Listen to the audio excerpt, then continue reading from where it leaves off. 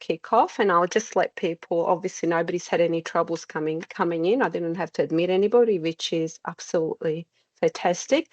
Now, in case you're seeing two of me, I don't have a twin. I wish I did. I'm my little helper.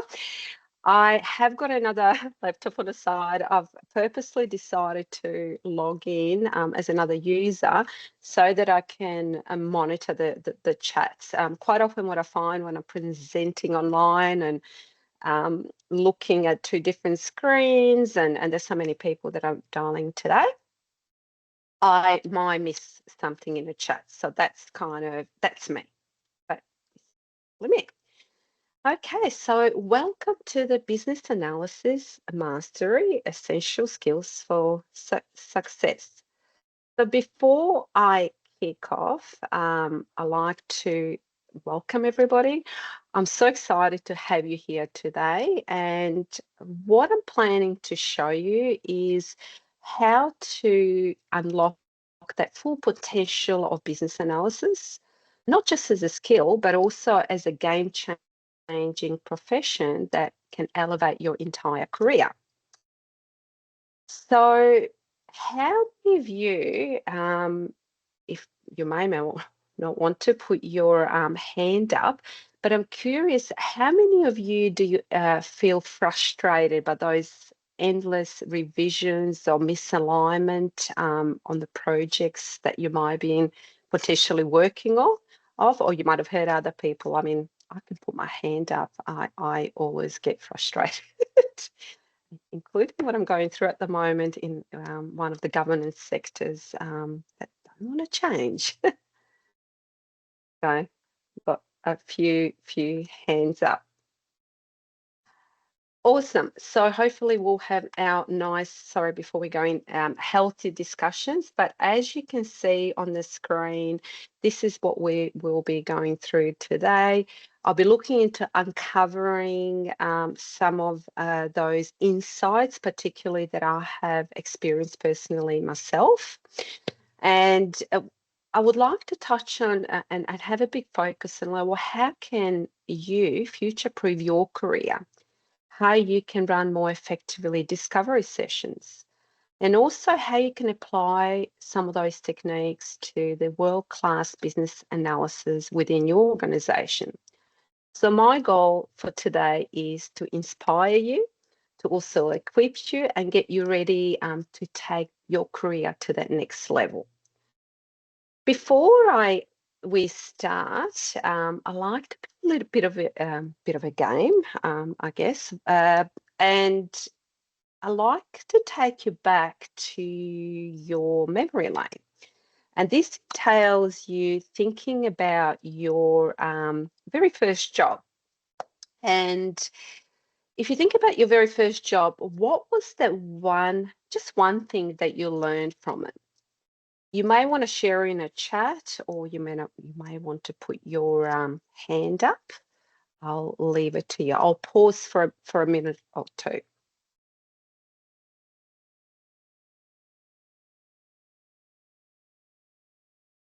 Amit? This is Amit. I'm from India. Amit? Oh, hello. Yeah. Hello. How are you? Good, thanks. Nice to have you all the way from India. Hopefully it's not too early for you there. It's 1 p.m. here. Oh, nice. Afternoon. Yeah. So basically, the first job I did was as a software engineer. And the thing what I learned from there, don't do politics and don't get involved in overthinking. Just stick to a job and keep working and keep learning. I like that, because you can get so caught up in conversations and everybody else's opinion. And everybody's got one, right? Yes. Awesome. I can just see a few people. We've got the second person. This is why my other screen is handy, because I can't see everybody that is putting their hands up. Dominic? Hi, everybody. I'm going to go right back to my very first job, which was incredibly boring. It was laboring in a factory making cabinets, and it was insanely repetitive. And what I learnt from that is that that sort of work doesn't suit me because it doesn't challenge my mind. And so, yeah, I learned that jobs that challenge me will keep me for a lot longer in a career than jobs that don't. Yeah, that's a very, and it's a good experience when we're younger to do lots of different jobs, which I encourage my 20 years olds to do. Arthur? Thanks, Maya. Hello, everyone, again. So, my first job was back overseas in 2007 with IBM, and I was an application developer. Then, one thing that I learned was you don't necessarily have to stick to the four walls of what is defined by your job role. And I thought whatever is prescribed or my designation says that's exactly what I am supposed to do. Not even if I wanted, I cannot venture out, but I have realized you can always be proactive and go ahead. If you know something and can do or even try, then nobody should and will not stop you really. Everyone likes people who are proactive, and if not everyone, at least you can put forth your ideas, whether it's up to them to whether take it forward or not. So yeah, I don't hold back as much now over these years. That's what I've learned. That's fantastic. And it comes with Mhm. experience, doesn't it? That's We're always true. learning. I'm still Yeah. learning, by the way. If you are, then we all are. Yeah, thanks. Right, Rainy? Raina. I should say your name right, shouldn't I, by now? Hey Maria, how are you doing? Hello. Good. How are Hope you're you? well. Good to see you. I am Yeah, fantastic. Just driving, just arrived home, picking up my daughter. But yeah, my first job, casual job, was in hospitality. I was at a restaurant serving food, and yeah. But this was back in the days when I lived in the Netherlands, and I was picking up the language, speaking Dutch for the first time, and So what I learned is like in business analyst, every time a customer order, I need to double check or that I heard correctly. Don't assume and just double check. Okay, is this what you mean? Have I understood you correctly? So yeah, simple things, but yeah, back to basics. And you know what? You just touched that point that, and for those of you that spend time following me, and I'm into all that neuroscience and human brain, and one of the things that I've learned a lot is around the art of listening and also playback. So that's really because sometimes that specific skill around playing back what you hear from a stakeholder could be, the whole interpretation. But I quite Yeah, often use that. Did I hear you say that? Is this what I'm hearing you say? yeah, I'm using that a fair bit lately, actually. yeah, That's a all good good. one. Good one. We've got in the chat, Office Junior organization. It was full paper-based office, and I was tasked with digitizing the records. So that was a great experience, especially as a young officer. You don't see a lot of paperwork these days. Cynthia? Yeah. Hello, everybody. Hello. Yeah, so it is 1:41 a.m. here in Edmonton. Yeah. Where are you So, from? so I am Nigerian, but I live in Edmonton. Wow. Oh Yep. my God. That you are committed. Yeah, I think I just wanted to meet you for the first time. So I was like, yeah, I'm gonna Oh, so nice to meet you. exactly. Okay, so my first paid job was as a pharmacist in the teaching hospital. So I'm a trained pharmacist, and right after graduation, I got a job to work in the teaching hospital. And what I learned from that job is to be patient, especially with patients. Yeah, because a sick person is prone to, I wouldn't say lack, but they're prone to react not so nicely. And there's something called transferred aggression. They just transfer the aggression to the pharmacist that is over the counter. So what I learned is patience and resolving conflicts, because he was very prone to every small thing can just trigger a spiral of bad things happening. Yeah. So patience and conflict resolution was the two main things. Yeah. Well, I was supposed to say just one thing, but patience helped with the conflict resolution. So yeah, that's what I picked up for my first job. Love it. And you would have, and you do need to have a lot of patience in our jobs, because you get dragged everywhere for different stakeholders, and yeah, something I had to learn personally myself. Can't say it has been my strongest point in younger years. Awesome.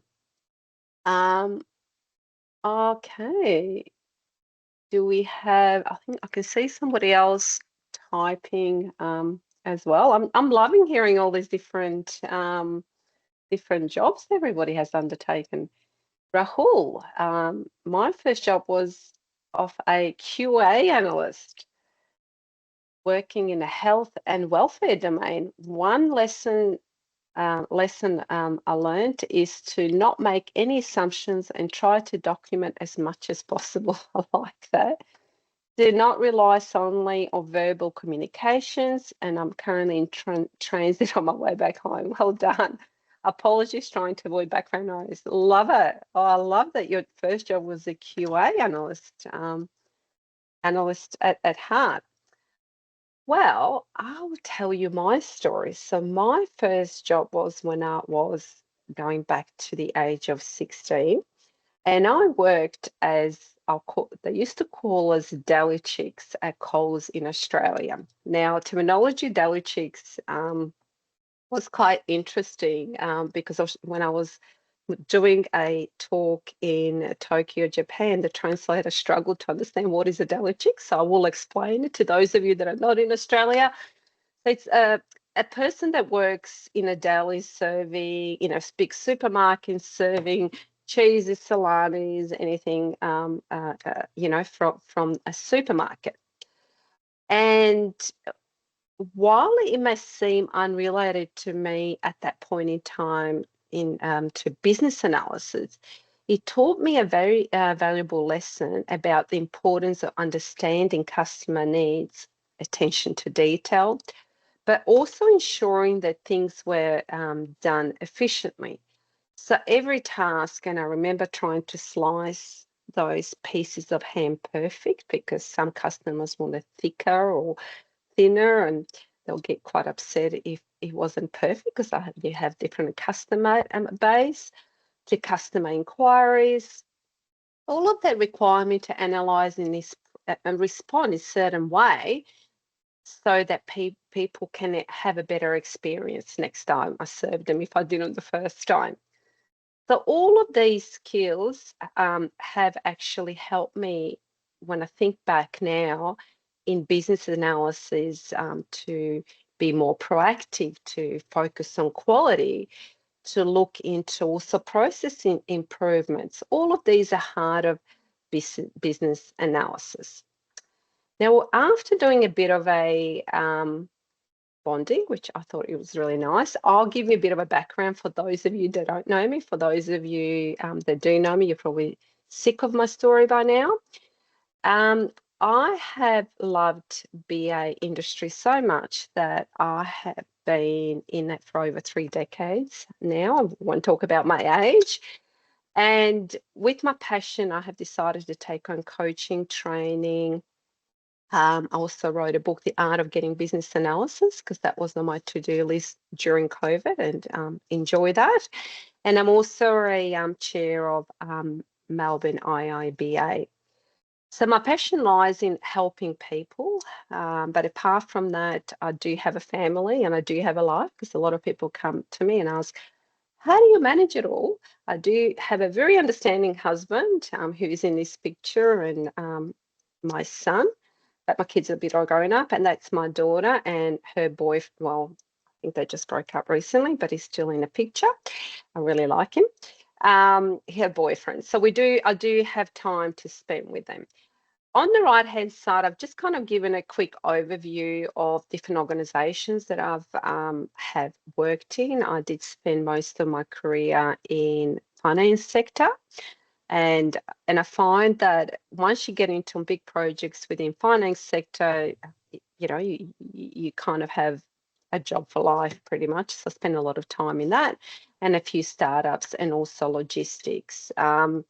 Positive Mood was snuck in there because I've done it's actually a psychology company that I provided professional coaching services from my industry experience. So that's just to give you a bit of who I am. The second one is, before we dive into the contents, I wanted to give you a bit of a practical takeaway. You may want to choose to use it during this session. For some reason, I am unable to attach her in a chat. I think it's got something to do with this webinar setup. And what I did is actually email you all this checklist. It's really just to kind of remind you what's been covered. And what I find quite often, we all go to these sessions, including me, and we have some aha moments, and then we get on with our life. So mine reminds you to take an action and continue with that development side. The other one is also I thought before, in case somebody drops off, I have got an exclusive offer that I don't normally offer, which is $100 off my career development or any of the business analysis mentoring packages. We'll talk about that later at the end, where you can find me. But with this code is like a coupon where you can get a discount, and normally it's a 40-hour discount, but I have extended it to the next week. So that's just before we start. Now, I thought somebody had a hand up. Yeah. And is your book available online? Yes, your book it available is. on Amazon? Yes. Ebook is there? Yes, it is. And I'll what I'll do after this, I've got everybody's email. I'll share it all with you so you can. Okay. Thank you so much. That's okay. Okay, so let's begin. What I always like to start when I talk about business analysis is actually taking you back in time where it all began. So believe it or not, it was, and I love saying it, once upon a time in 1940s is when business analysis as a practice was began. And it was actually that first programmable computer came about.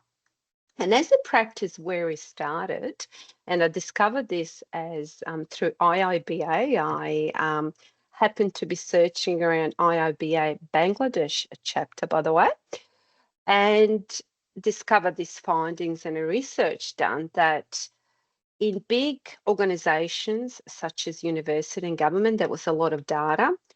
And due to that large amount of data, they're finding ways to computerize it and find space.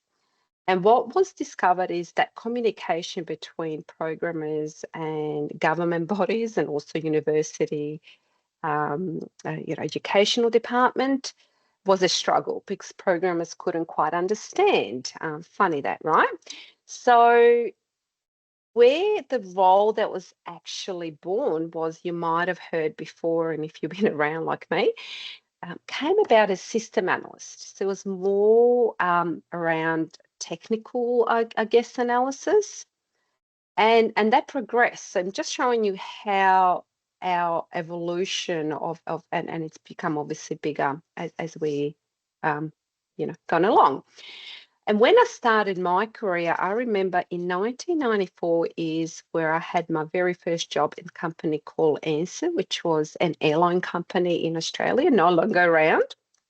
And at the time, the university degree that I had, they had this opportunity where you can work somewhere for a year and then come back and finish your degree. And I actually thought, oh, this is great. This is just perfect for me. Mind you, when I started the IT, it was Bachelor of IT, I never saw myself in IT industry. I thought I've got too much personality, and it was very male dominated, by the way, too. So, and my dad said to me, and I've got a Serbian background father, you got to do technology because that's the way to go. That's the way of the future. So, fast forwarding that, when I joined Ansett, I remember sitting clearly in this beautiful office, and they had like 30th floor in the center of Melbourne, beautiful views, and I really enjoy being dressed up and try and professional environment. But then obviously I was asked to do some work. And I was sitting with my manager, and he tasked me with doing current state analysis for this new rostering system project. And he wanted me to go out on the field, talk to all the workers on the aviation workers on the ground, and provide him with the current state analysis. Because at the time, the companies were already struggling with the cost and they wanted to improve their systems.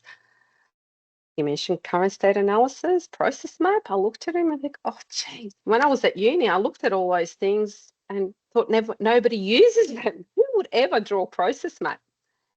So I felt anxious, and but at the same time, I thought, aha, I better go and get my books and get going. So and that just showed me how important the business analysis from that day was. And when you look at it now, decades later, business have improved, and there's lots more technology. There's a lot of even more complicated business problems. Even though technology is improving, the business problems are becoming more complex. So, and we'll talk more and more later around today's business analysis. However, what I'm seeing is more that BAs are becoming strategic analysis. So the purpose why I'm taking you back, acknowledging how BA role has evolved and how long we have lasted, and how interesting is probably the word I like to use, because I find it fascinating, because I'm constantly learning. So if you like constant learning, it's great. Now, this next slide is also one of my, not that many of these, one of my favorite slides. But when you think about what is a BA, and I'm not going to put it, normally I'll put in a chat, well, what do you think BA is? Because I know most of you, majority of you, some are quite senior in this field.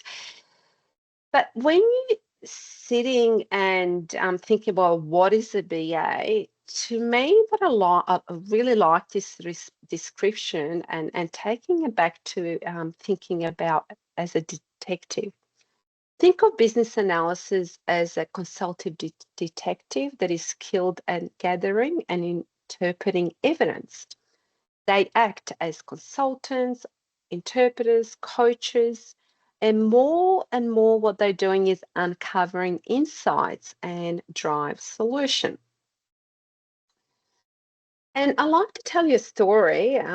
This is, in fact, a true story. I quite often, my husband finds my job or industry fascinating, or he just doesn't get it.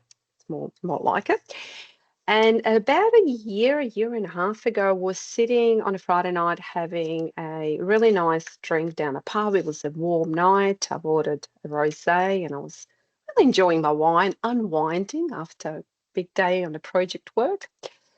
And he said to me, well, can you explain to me in simple terms what is a business analyst? And I'm like, do I need to explain to you? Like, we analyze, you should know by now what we do. He said, well, there's a person walking down the road. Why don't you go and ask them and see what a business? I said, well, why the person down the road needs to know what a business analyst, like in simple 2 years old terms. So they're not working on projects. They're potentially not in technology. So that relaxing sipping of crispy wine turned into me feeling anxious and very annoyed with my husband. So what I did actually the next day, and I love getting the view from my professional world, which is LinkedIn. I posted on LinkedIn and asking questions, can people tell me what they think business analysis is? And this is one of my fun facts that I like to share with you. And this really, really resonated with me. Babelfish, they listen to the business needs and communicate them to those who can help. So it's very, very interesting, and I really like that terminology. So there you go. So the role of business analysis today. As business analyst, Partha, before I start, I like engaging conversations.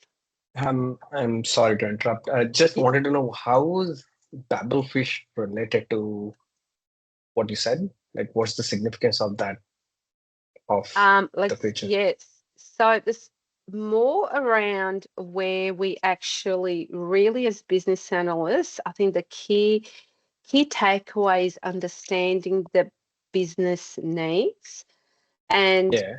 what the actual stakeholder wants, and then being able to communicate it. And when they say who they can help, because they've got the Uh, ability to listen, being able to, for example, talk to technology and being able to technology to understand how they can solve the right business problems and real problems for the business. So I think it's more being in tune with your stakeholders.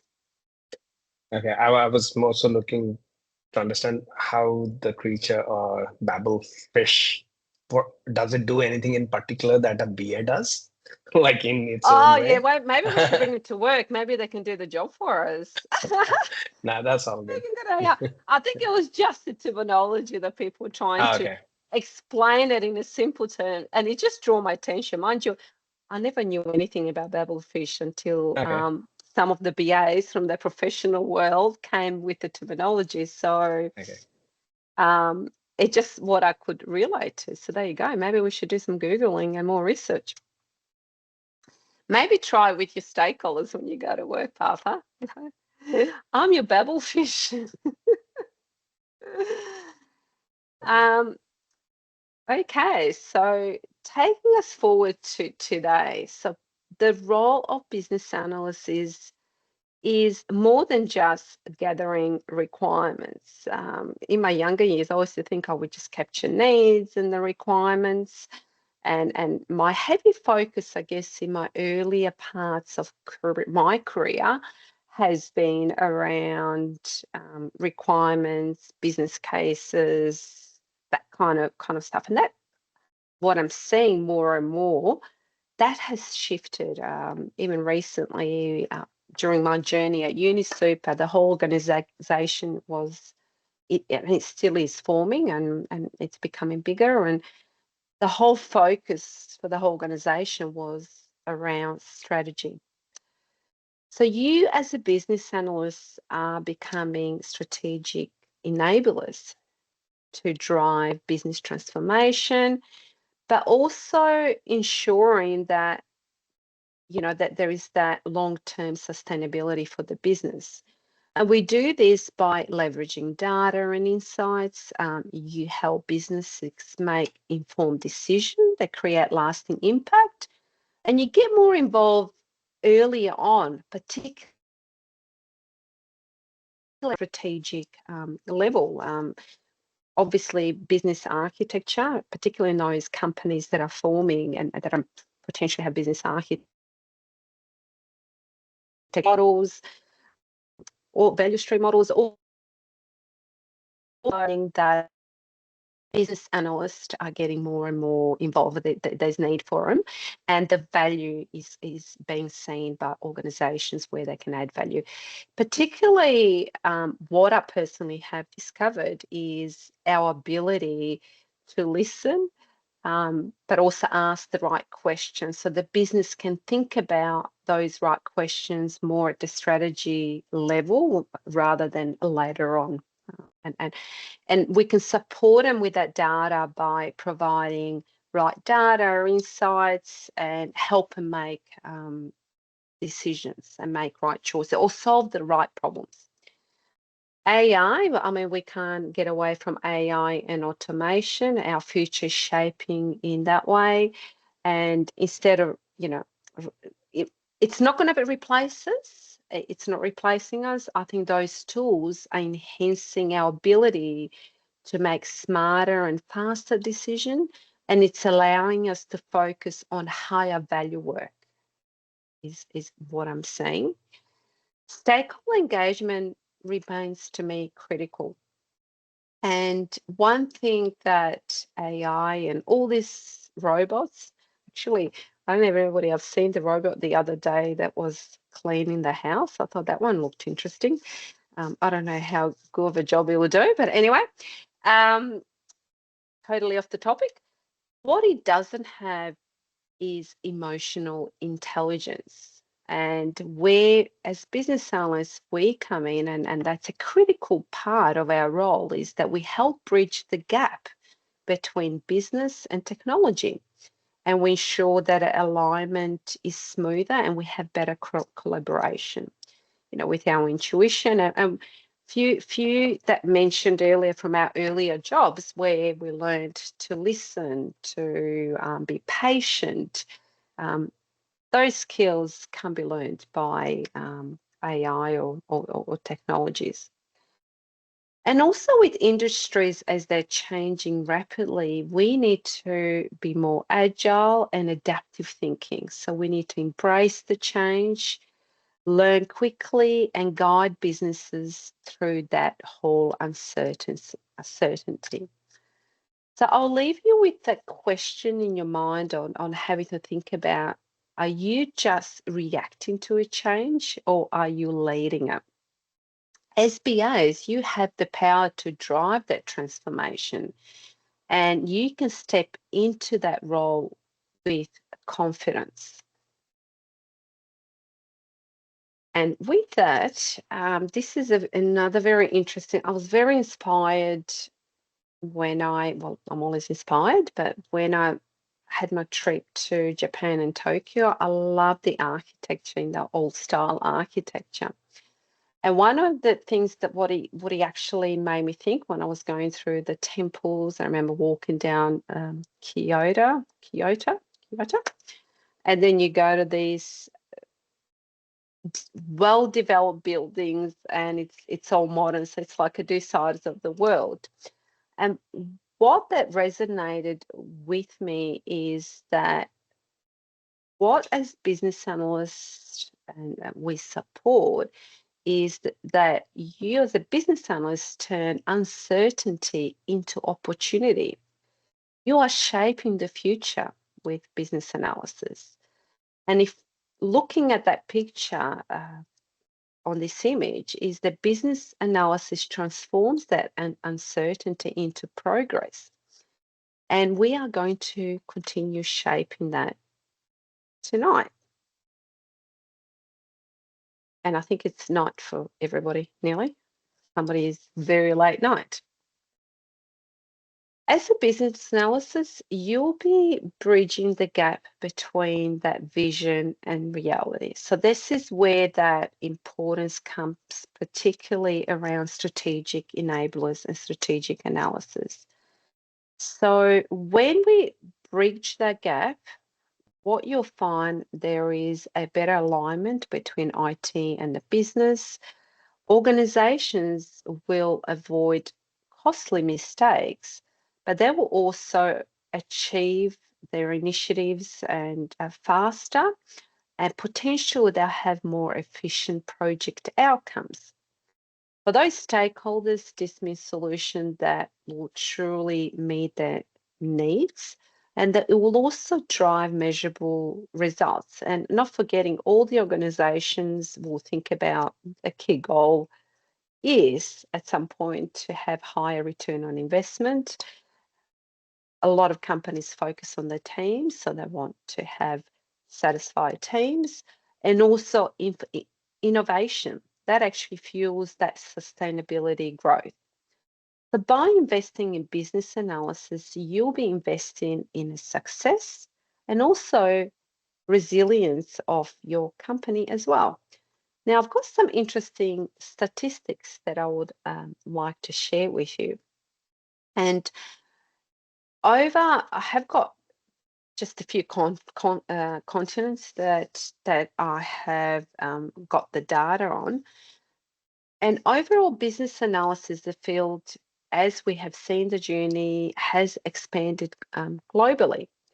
And with technology adoptions and demand for data-driven insights, these are the key drivers. And obviously, we talked about integrations with AI and machine learning, and this is expected to continue in the future.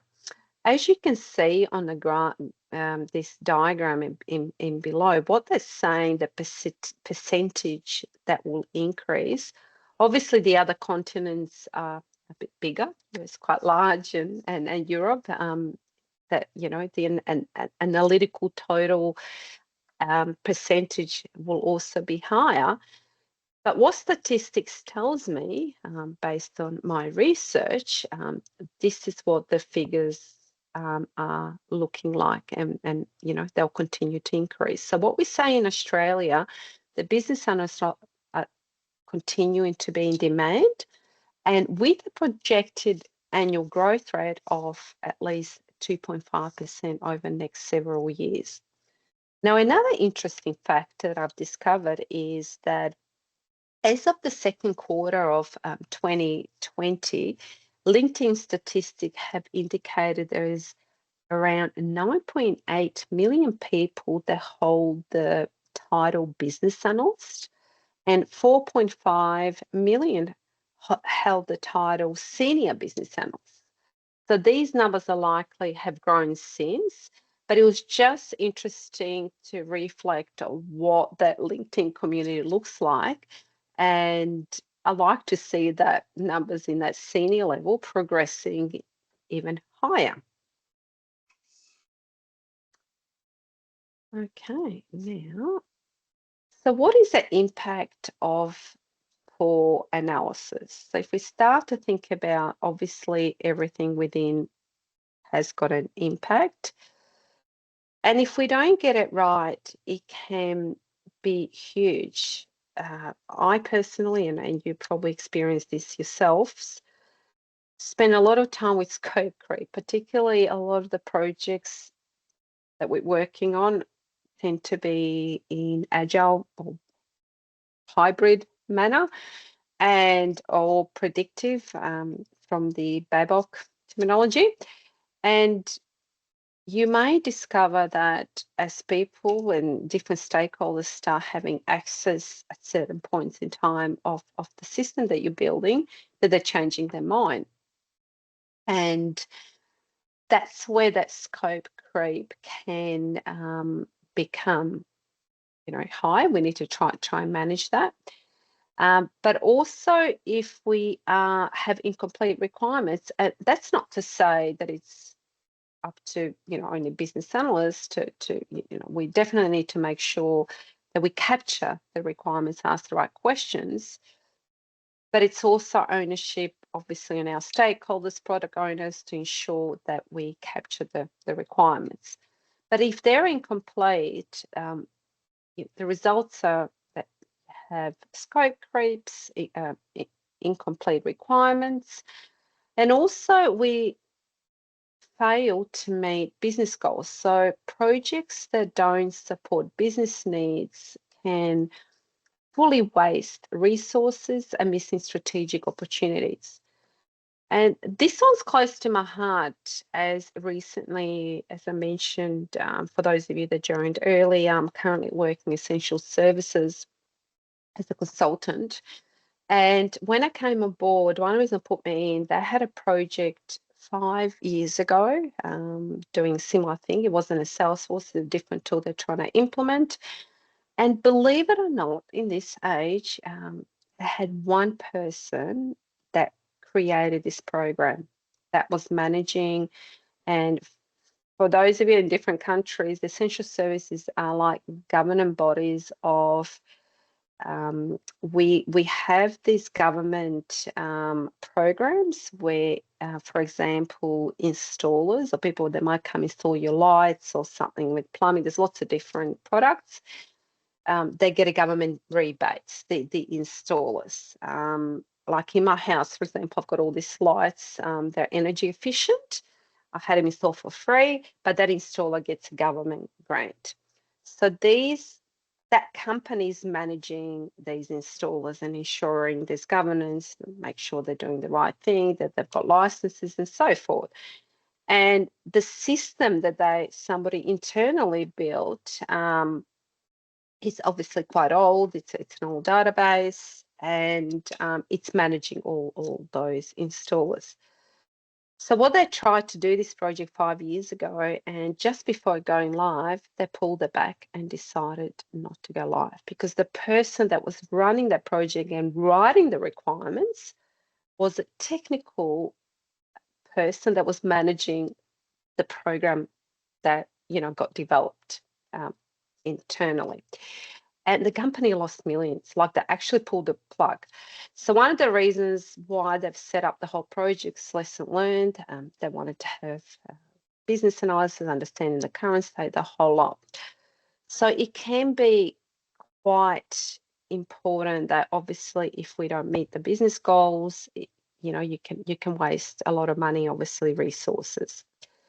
The other one is also that low business adoption and disruption. So if we misunderstood requirements, overlooked some of the requirements, this can also lead to systems that don't only meet user needs, but they also may not be adapted, and it can cause actually disruption as well.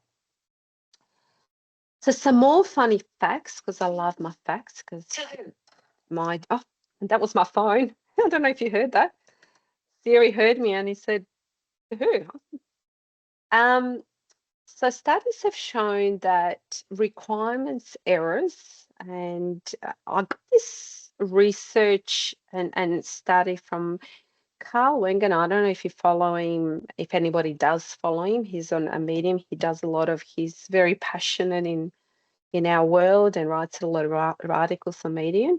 But he has found a study that shows that requirements alone can account anywhere from 70 to 85% of the rework.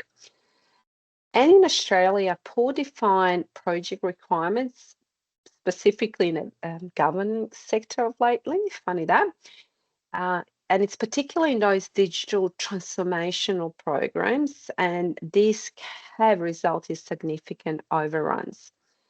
And the Australian National Audit Office has reported that lack of clear requirements and planning in the public sector within IT projects has led to millions of dollars in losses. And recent projects with inadequate business analysis have run over budget by about 50 to 100%, as you can see here. So yes, it's figures are very interesting, and having got the experience now and seeing the projects that I'm working on, I can relate to that. So what are the most in-demand BA skills? There are lots of them, and if you do happen to look at my The Art of Getting Business book, I do have this big tree at the front, and the reason for that is that they resonate with me because obviously, through IIBA, I'm very familiar with BABOK, and when you look at all those skills and all of those tools and techniques and then underlying behavior characteristics that we need to cover as business analysts, it's almost impossible to be able to have experience and exposure to all of them. Hence, I've put the big tree. And to me, the most critical in demand, and quite often what you see in a job description, is critical thinking. Really have to have good knowledge and being able to think creatively, particularly as we move into more of innovation and innovative projects. Obviously, analytical thinking and problem solving. And I've got another slide that is a favorite of mine that I've created around problem solving techniques. Requirements gathering and analysis. I feel that is a core skill set, but it's becoming more and more apparent. And especially if you relate to that previous slide and where we see it in the government organizations and the projects not being fulfilling the needs, that's what business analyst roles I feel are becoming more and more valued and recognized. Communication and stakeholder management, data literacy and decision making, and that quite interlinks with the strategic enabling, where the business analysts are getting more and more involved at that strategic level, and also being able to adapt and continuously learning. So no matter where you go, and going back, I have been in industry for 3 decades. I'm still learning, and going in this new interesting environment that I'm in, I'm learning about complex formulas, about lights and how much rebates they get, and they are complex. But I find that challenging, and continuously learning. And obviously underneath those, there's lots of different behavioural characteristics. Supporting the business knowledge, having gained some of that, interaction skills, and obviously there's a lot of tools and techniques that can support us. But really, that creative thinking resonates with me because that actually supports that decision making as well. So value of proactive problem solving, and I pick problem solving because that is, I guess, one of those core skill sets, and it resonates with me because wherever we go, we need to solve problems. When you, as a business analyst, get involved earlier and apply a structured, and I came up with this model myself that I've from knowledge over the years. I call it LED. It was just because we are in IT and we all use terminology. And it can help when we facing delays, and particularly in revisions around, when the project managers feel really, really stressed. And how did this model work? So if you look at that from that leadership foundation, what that is all about is about BAs setting the shared vision, aligning the project goals to build trust and also prevent misunderstanding. So as a BA, you need to think about, when you delve into the weeds of the requirements and start getting into the detail, and it's very easy to do. You also need to think about lifting yourself up and thinking about that vision and the value. What is the value that this project is aligning, even when you get down to those requirements level? And where this adds a lot of value, particularly as you go through the prioritization or supporting your product owner, you might be in a product owner role. Quite often in projects, we get into that delivery mode, and it's very easy to do that. We forget, well, what was our shared vision? What are we actually really trying to achieve? And trust is an important part of, and that can be difficult to gain too. Don't get me wrong. I know we all do face challenging, I won't call them difficult stakeholders, and it takes time to build that trust. Effective communication is another one. By bridging this gap between the business and IT, you as a BA can ensure that clarity, that there is a clarity there, that where it can reduce rework and keep everybody aligned. And when I talk about effective communication, to me, it's not just about writing clear requirements in a statement and getting them signed off. Because quite often people put stuff in a paper and still in their mind not being clear in changing their mind.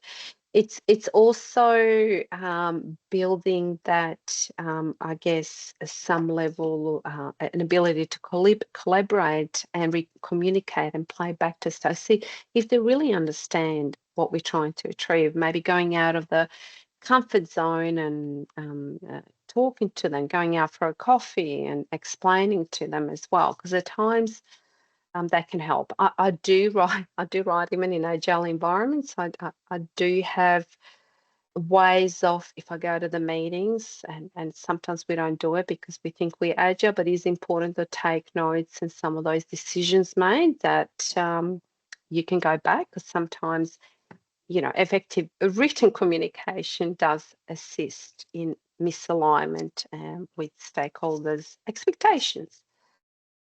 The next one is the agile delegation. So as BAs, we prioritize our tasks and we need to make sure that we adapt to those changes to keep our projects on track. And when you're prioritizing even your BA tasks, you need to be very agile, fragile, whichever term you want to use, to help that delivery, make sure things get that are on track. And notwithstanding, that's like with every project, it's around dynamic teamwork. So we need to make sure that we foster that communication and collaboration. And where this will help you not only within your team, so you may or may not be running a business analyst team, or you may be a business analyst within the team. We all, I feel, should be leaders in our own rights, and leaders of trying to strive for good teamwork, and make sure that we all product, quality. And as mentioned before, I'm doing different roles at the moment, and I know in my earlier days of my career, if you told me that I'm going to go and do a testing, I'll be like, hang on a second, I'm a business analyst, I don't test. I'm stepping into everything at the moment, from leading the UAT implementation. You can ask me any role, but you know what I'm doing? I just want to get us productive and make sure there's quality and where it's adding value, because I'm so understand from a process to a requirements level, that as I have got a UAT tester that's running test scripts, I can actually fast track explain to exactly how things are connecting, how they're working. And I even run the defect management meetings, believe it or not. So what I'm saying, to me, it is important when I mean dynamic teamwork, that we need to be quite flexible in what we do. So using this lead log, BAs can bridge the gap and provide value at every stage of the project, and they can support that project outcomes and organisational growth. So I chose to talk about running powerful discovery sessions because they are the foundation on every successful project. If you are working on a small initiative or a huge transformation, the way you facilitate this session actually defines how well you uncover requirements, how you identify risks, and also how you align with your stakeholders. Too often we might go to these discovery sessions and it becomes like a checkbox exercise. People just show up, they share the high level thoughts and leave without any clarity. Does it sound familiar? But when they're done properly, that can be actually a game changer for you as a business analyst, and also for the business as well. So if we make sure that these sessions are run effectively, we can start setting clear objectives. So it's very important before going in the sessions that you have, well, what is that objective? What is the expected outcome? What do we need to achieve? We also need the right people in the room. That can be sometimes difficult. I dislike when I see at times, and you might be in the same position, You organise a meeting, you've been told which stakeholders to involve, and then they decide to keep them forward in your workshop. And you go, why? Because they think everybody else should be involved. So it's important that it's quite clear that you have the right people in a room that will provide those valuable insights and at times not being a distraction, and that can make the right decisions. Sometimes using the SWOT analysis, most of your business you will be familiar with it. But even if you use that, what I find has worked for me in the past as a facilitation technique. So even if you're thinking about those 5 whys and think about what that process exercise is going to look like, that might help you facilitate some of the discussions and uncover some of the insights. And it's not just about asking the right questions. We need to create an environment where people are comfortable to share the information and to ensure that they have the diverse perspective and they heard. And before we mentioned that balancing act between listening, we talked about listening, and also listening with asking the right question. So it's important that we're guiding that conversation before stirring it too much and getting off the track. Finally, it's very important to capture insights in real time, so validating with them to ensure that you understand what that alignment is. And that validation, as Renee mentioned before, I think when you're validating with the customer, just validating to make sure that you what they're trying to explain to you is what you're understanding they're trying to say. And finally, when you nearly finish, make sure you are wrapped up with clear steps, understanding who's responsible for what, so that you can continue with that momentum beyond this session. And responsibility is important because then you'll get that outcome and action, and people feel more accountable for the information or whatever you're trying to gain from them. By what date? Otherwise, to them, we'll just come to a session and that's it.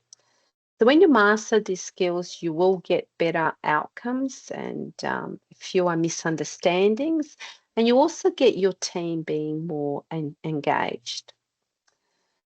The other one, and I'm picking these because they are the critical parts of the business analyst role, stakeholder management. It is no longer just about let's engage with the stakeholder. It is about building that not just short-term, but also long-term collaboration. So one way you can stay ahead, for example, by using AI and data is to anticipate stakeholders' needs, for example. Instead of reacting to their concern, you can proactively address them with the insights, because you find things now more easier with AI. I do use AI a fair bit. With those insight-driven conversations, adapting communication styles, different styles. Another key that every stakeholder obviously is different. Some may prefer the high-level overviews, whereas others might be more into detail. So you need to recognize that and adjust how you want to build that relationships. And quite often I talk about when I moved between different banks, I had one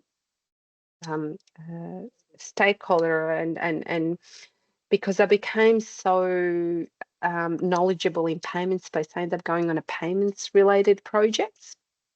And when I moved from NAB obviously in Australia is one of the 4 banks, and I went to work for ANZ on this Loan IQ project, I came across an accountant type stakeholder, and my job was to write business rules around payments once the customer made the payment on a loan, where we ended up with all the ledgers back at the bank, and the reporting, and they just went through that many different ledgers. I had a BA that tried to work with that particular stakeholder and just did not work. So I used my method that worked at NAB, and I do have, believe it or not, a master's in accounting that I really never use in accounting space. I drew lots of ledgers, the tier ledgers showing exactly maybe 20 pages of slides, and he took me through and he was like, yes, this is what I need. So the reason why I'm telling you these, there are different ways because you're always going to be talking to different stakeholders that you need to adjust in order to get the best outcome that will help you. And I had to write all of those in business rules, which was really interesting. Also, trust. Trust is built from transparency and consistency. So keeping your stakeholder informed, even when things aren't going perfectly, can foster that credibility. And let's not forget that conflict of interest as well. We need to make sure that we address all of those. And so all of those are important parts to address. And obviously we talked about data analysis, customer-centric focus, and then you've got these new technology, emerging technology integrations that you need to make sure that you can work very closely with your stakeholders to translate those as well. So whilst stakeholder engagement means aligning goals with business objectives, you also need to think about different ways of how you need to work with them. And that they can become true partners in success. And what you will discover, particularly working in different organizations with this emerging technology integration, not all stakeholders are familiar with them. So and when we start talking our technology lingo, I think when I was recently talking in essential services, I started using the term AI. They're like, what's AI? UI. And I'm thinking, you don't know what UI is? User experience. So it's all those simple things that you think people are already on in this stage on the journey. In many organizations, particularly in the business world, are not. I'm just mindful of time, so I'll keep on going so we have enough time for questioning after. So I did promise that I was going to talk about an example and a real life example. And what I chose to do is NAB success story, a project called NextGen. I spent lots of time, and when that program kicked off at NAB, I was one of the first lead BAs that led some of their initiatives. But essentially, back in 2019, NAB, again, one of Australia's major banks, undertook this major transformation program for work, and it took over 3 to 5 at least years. This was multi-million high investment digital transformation initiative, and it was aiming to modernise NAB systems, improve customer service, and also decision-making capabilities. And there was a lot of technology integrations as well. And I spent a big focus of my time in a payment space.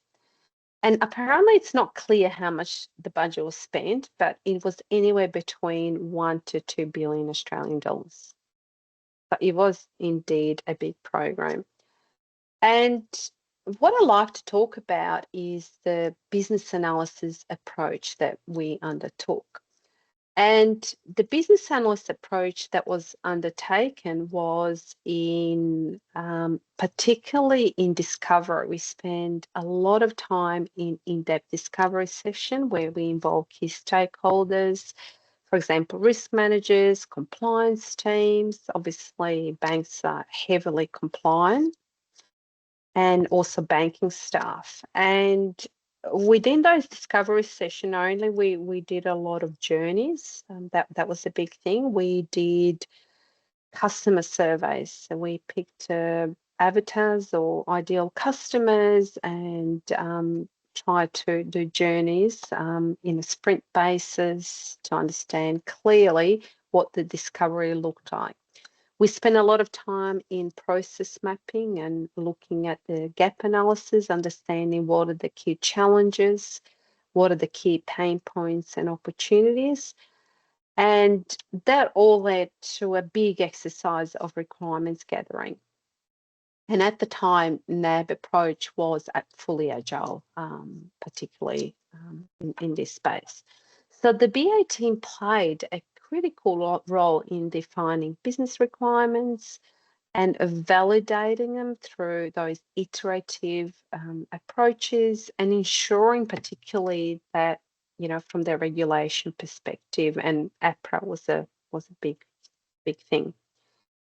Challenges, like obviously there's challenges in every project we do. Key challenges was stakeholder alignment, because it was such a large digital transformation, aligning stakeholders from multiple departments. You know, you're talking about customer service, IT, compliance, posed a lot of challenges.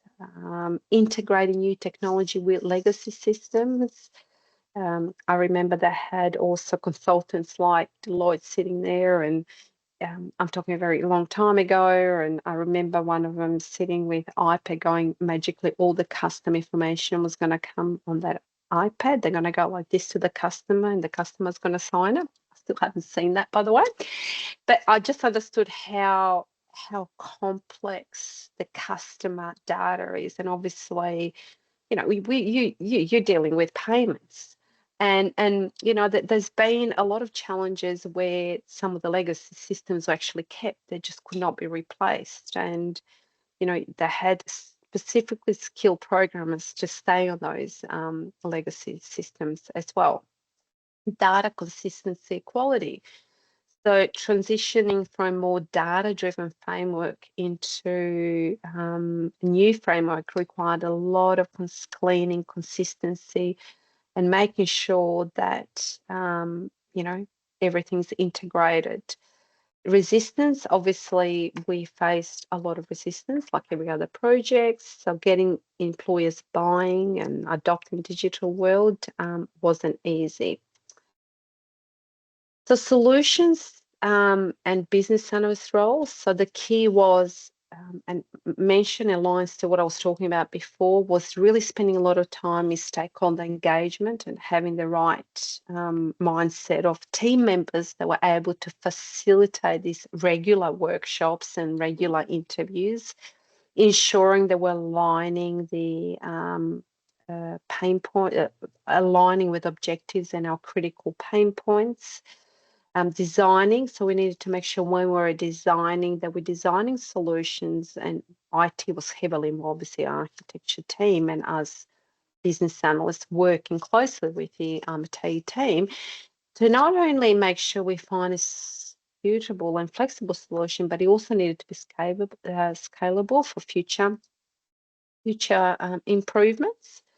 And business analysts played a big role, particularly in, you know, discovering these complex requirements. Implementing data governance standards was a big one, because at the time banks didn't have any.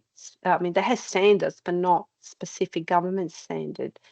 And also promoting that culture of change was another big task for NAB. So what was the outcome? So our outcomes were that we improved customer experience through having fast and more reliable service. We enhanced decision making, and by making more quality, accessible data for decision making. The organisation continues to this day to be more agile. So we have lots of ability to respond to the market and you know, continue in that space, and it has saved a lot of operational and millions in operational costs as well. And what I'd like to share with you, this is one of my other favourite slides. So when we're thinking about strong business analysis and thinking about some of the organisations that I believe have done very well with you know, understanding the needs and delivering. If you're thinking about NASA and you know, that mission to you know, Mars rover mission, Amazon, for example, the Amazon supply chain management, how well it has defined and understood the key customer problems and challenges that has solved for and has become such a successful business. iPhone, for example, Apple, they would have had some business analysts and focusing on really on the customer experience. My favorite one is also Walt Disney. You know, it's a happy park where everybody's made to be happy. So everything's designed around that. And obviously Tesla, and how many tries has Elon Musk and going back to get Tesla into that autopilot system mode and envisioning the future and also understanding the key challenges and solving for those problems.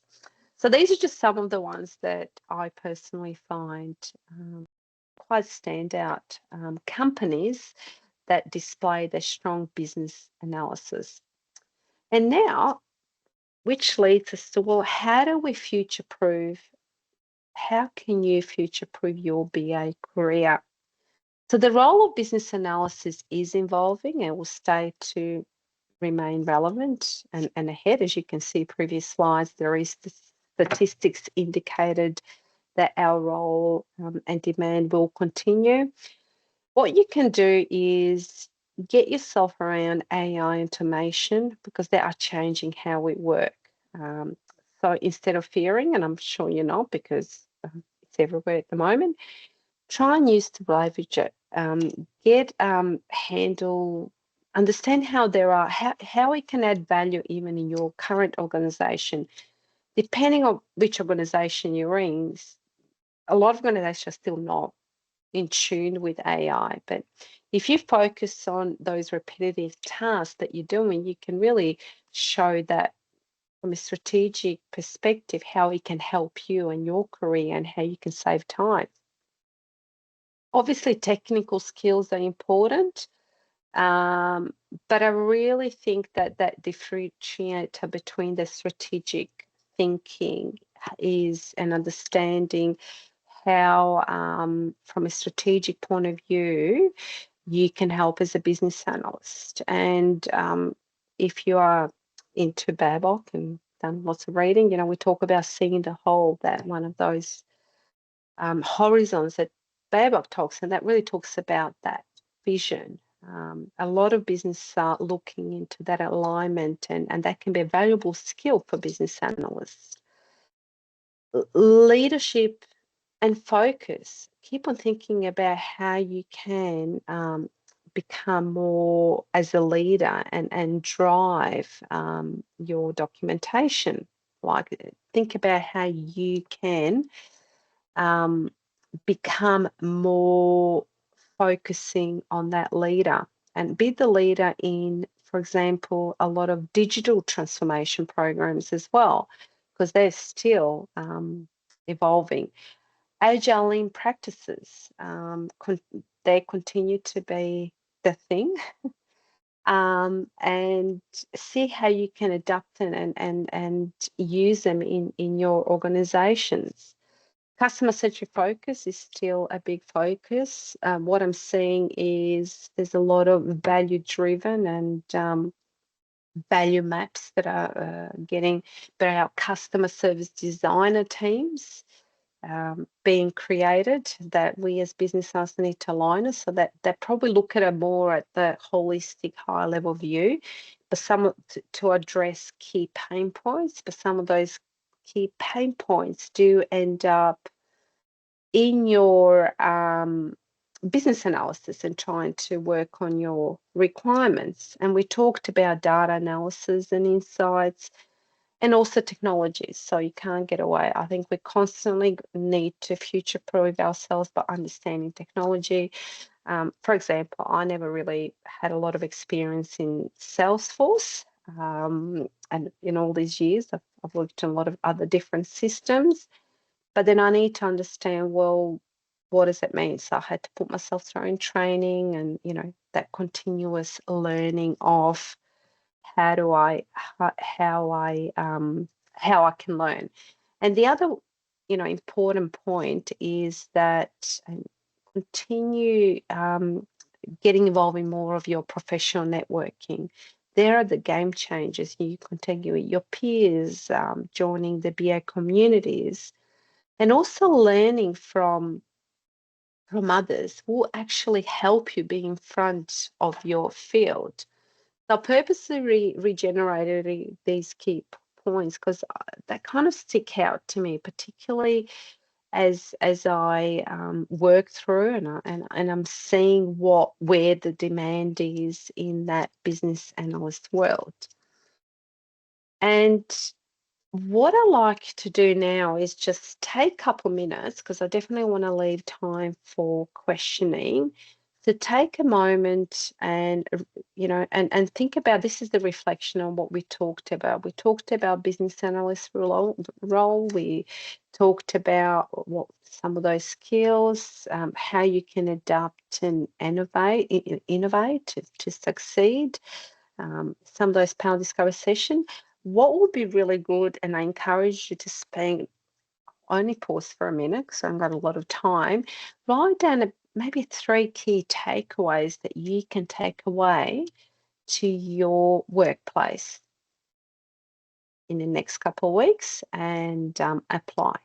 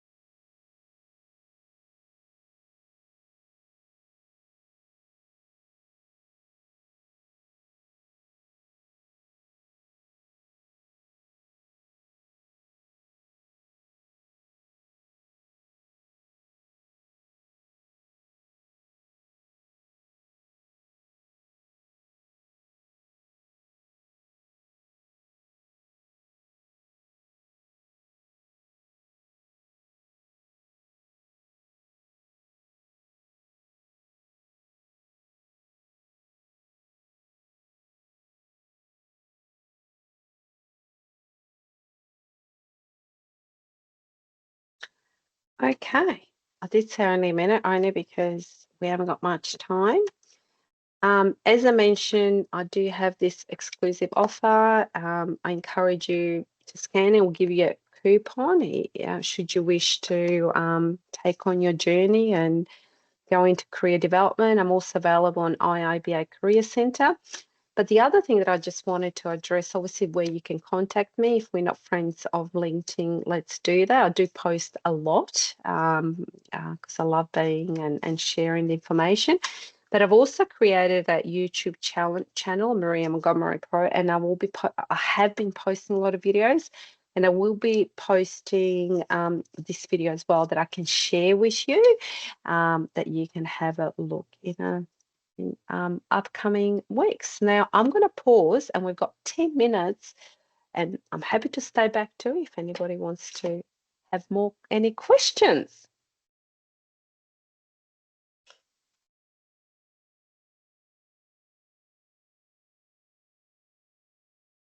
Renee? Hey, Maria. Hello. Yeah, thank you for a great presentation and sharing those. Fantastic. Thank you. My question is related to running discovery sessions, particularly, I guess, from your past experience. Probably that was in a, I guess, pre-COVID world, or no, face-to-face, and then versus currently in online kind of digital environment. It's totally different, you know. So what are some tips or challenges on navigating the two different, environment, I suppose? Do you found that? And yeah, found that challenging, or with the Yeah. stakeholders even? Yeah. Yeah. What's your take on that? Yeah, so there's two ways I'm going to answer it. I have got a couple of different scenarios. One is that the challenge that I found is that not everybody, so you got people coming in the office, right? And at the moment we've got twice a week. And then you got that hybrid approach. So you have still some people online that you're trying to run meetings in the office, that you're trying to put things on a board and trying to ascertain information. I find that can be challenging because you still can't necessarily see people online and how they can collaborate when you're in a room. Because depending on the purpose of your workshop, we've had some brainstorming planning sessions where the approach to that, because we found it didn't really work that well online. You either got to be all online or you are kind of all in the office. So we actually made it mandatory for everybody to be in the office. Yes. And we got around the board. We got lots of butcher paper, and we got into groups, and that worked really well. For the hybrid, what I have found that works really well is using Miro board, and we've literally even put process maps. And the company that we're called Slalom. They're very big on Miro board, and I can see how they're using them effectively. So they'll put all of their agendas, PowerPoints, and you can insert them as an object in Miro board, and everybody kind of looks and puts that kind of information. And I think you just need to be really clear on your objectives and outcomes. What I do is I'll call people out, like if I need something from specific person, that accountability role and responsibility is that I would call that person out and try to get them to communicate as well. Get the pre-reading, but reality is a lot of them won't. So you got to really kind of I guess be very structured and prepared is what I'm finding. Yeah. I don't know if I've answered you quite right, but I just depending of the purpose of what you're trying to achieve. Like for example, we run retrospectives and that kind of stuff online, and that kind of works really well because everybody just jumps in and it's a mirror board, and then we go around the room.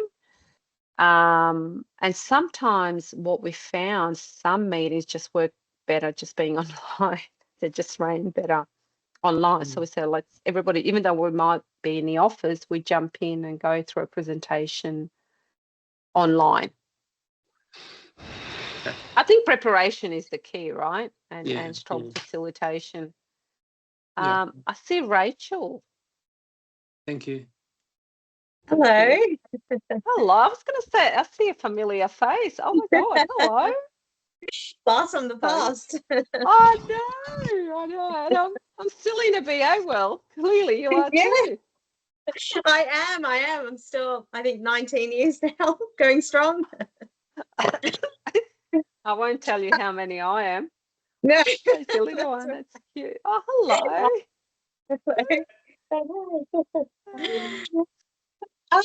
So my question is around upskilling. So, for example, like I've been in banking now for 20 years.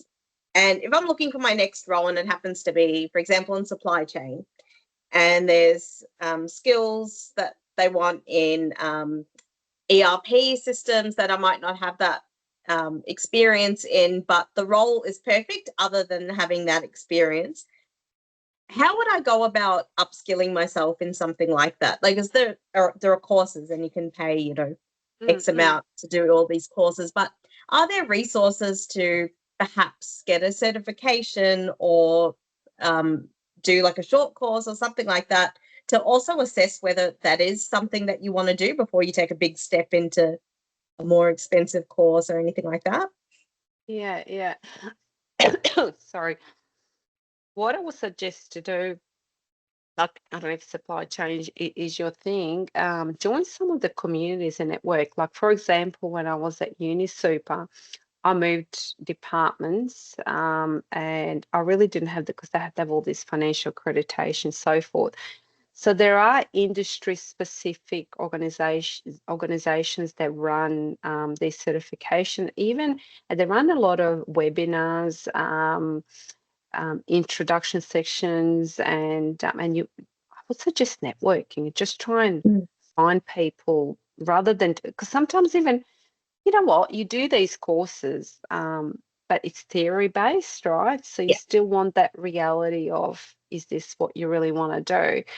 Mhm. I personally, in all these years, I kind of get the jargon, the jigs of it, and I guess if it's a BA role, you can always, if you're strong, which you are, you know, but your strong business analysis skills. Like I've gone in a totally different industry in this energy sector, but what they needed is somebody with strong business analysis skills, and I just quickly learned about what energy is. Yeah. And I kind of gone, okay, well, this will be good for me to get involved. And I just started to do a bit of networking. But a lot of those industry, what you'll discover, have got their own industry bodies. Right. That would be my suggestion. Go in and get involved in it. Now, if you do want to get more in supply chain, I could put you in touch with people that I know as well that you might want to just experience. And I'm assuming you would have tried LinkedIn and Yeah, all of because that as I've well. been looking at, some roles out of banking, just to, give me that challenge as well. Like, sometimes you get comfortable with subject matter and you feel like it's just the same thing sort of every day and you just want a new challenge. So perhaps a new industry where you can apply your BA skills, but with that continuous learning approach, you are, I guess, transferring it to a new subject matter, which then presents its own challenge, which I think sometimes you need that after a little while in the same sort of field.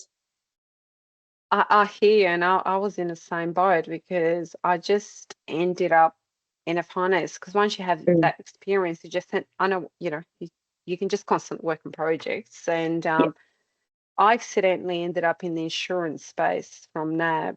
That's how the project came about, and I thought I would just life insurance. That's where I got the insurance super experience, and then I ended up. But then what I've learned, like super, they've got all this industry bodies because another role I had to do a lot of research, and then I discovered that they do a lot of information sessions, like as in just Google, like that organization, see what is the industry body. I don't know huge amounts of supply specifically, but if I was you, I would look at the industry body and then start subscribing to some of their webinars. A lot of them have webinars and networking first. Yeah, perfect. Thank you. That's okay. Good to see you. Yeah, you too.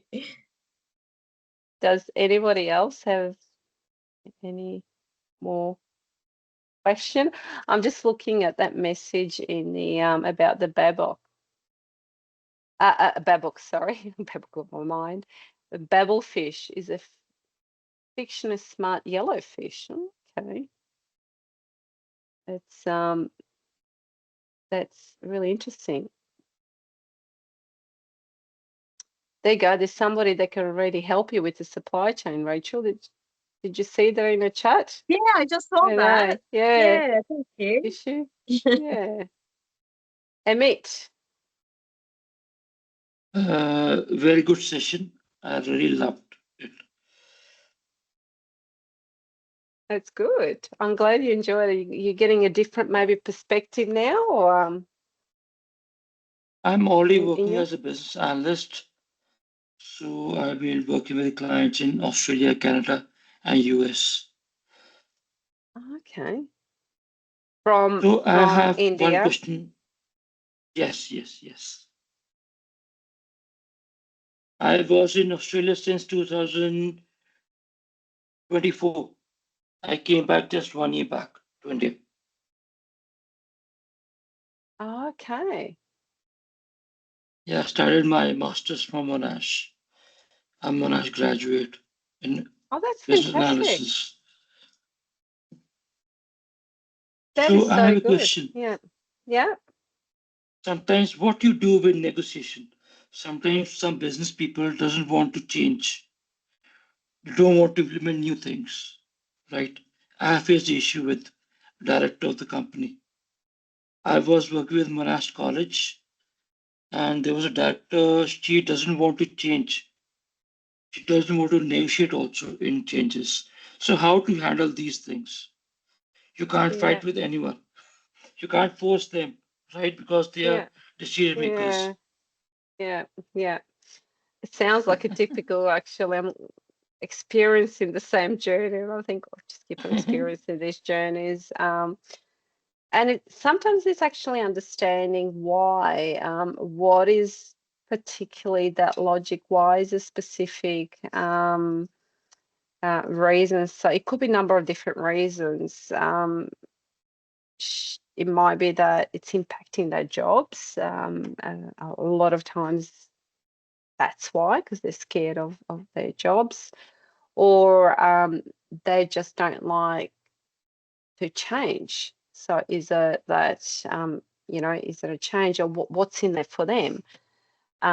So I guess we can do as much as we can as business analysts in a sense of, building that trust, getting what we need from them, make them understand why, what is the value. Maybe think about the value that will potentially that specific role could provide to their role. And I don't know this scenario if it does, if any. And there's also quite often on projects we have change managers as well, that they help in that, it could be the nervousness and training and coaching, and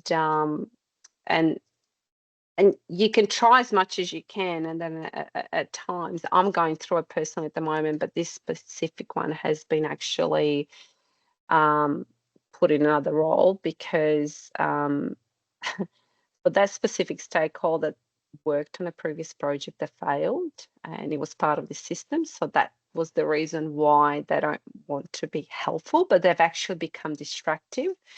So it got escalated to the exec level. So at times things are out of your hand. You can do so much as a business analyst because we translate it between the business. We can try and build a relationship to get the information that is in, for them. But I would suggest try and see if you can have that friendly kind of relationship, so that you can understand what's in there for them, and translate, talk to in a language maybe that they need to hear, and what is the value. They already have a process in place, and that process was causing a lot of delay in meeting some requirements. So I want to tell them to add one person who can make the processes very easy, like a point of contact. There was a person who was given all the responsibilities and she was causing a lot of delays. So I told them, okay, add one more person. So we can divide the work and we can have. But you know, sometimes you can become arrogant also. How you can do these things? I've been working in this field for the last 50 years. How you can challenge me? You just Mm, graduated, mm, just started working. So that's right. sometimes Yeah, arrogance is yeah, also there. So yeah. so she was thinking I was challenging her processes, Mm, existing process. So that was mm, one issue.